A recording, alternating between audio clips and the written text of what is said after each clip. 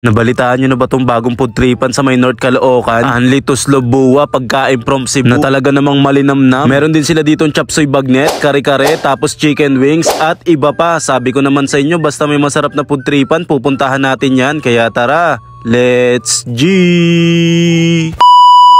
Ngayong araw, meron ako nalaman masarap na food tripan kaya't aking pinuntahan. Dito nga lang pala yan sa may Buwa, Tabay, na matatagpuan sa may number 822 Bagumbong Road, Barangay Bagumbong, North Caloocan. Available sila sa Google Maps, search nyo lang BC Marie Building. Open sila daily from 10 AM to 11 PM. Along kalsada lang sila at malapit sila sa may motor trade. Bagong food tripan sa may Bagumbong Road na nagsiserve ng Anli Tuslob Buwa, pagkain galing Cebu. At yung owner nga pala neto ay talaga namang Cebuano at talaga namang chef sa Cebu. Kaya dinala niya dito sa atin sa Manila ang Tuslob Buwa para ating matikman. Na meron ngang thrill na kasama dahil ikaw ang magluluto ng Tuslob Buwa mo dito mga ka-OMC. Gigisa mo nga lang pala yan, ilalagay mo nga lang pala yung bawang sibuyas tapos isusunod mo na yung buwa dyan. Nga pala yung utak ng baboy mga ka-OMC. Pagkatapos mo nga palang gisahin, ilalagay mo na yung pork broth dyan mga ka-OMC. Tapos ikaw na magtitimpla ng pampalasa para matansya mo. Marami din kayo pagpipilian dito mga rice meal at snacks mga ka-OMC. Ito nga pala yung menu nila, pakipost na lang para makita nyo. Kaya naman, samahan nyo akong tikman ang nagsasarapan nila mga pagkain dito. Una ko nga tinikman dito, itong Anli Tuslob Buwa nila, nasa halagang 249 lang. Anli na yun mga ka-OMC, 1 to sawa, tapos may libre ka pang 10 pirasong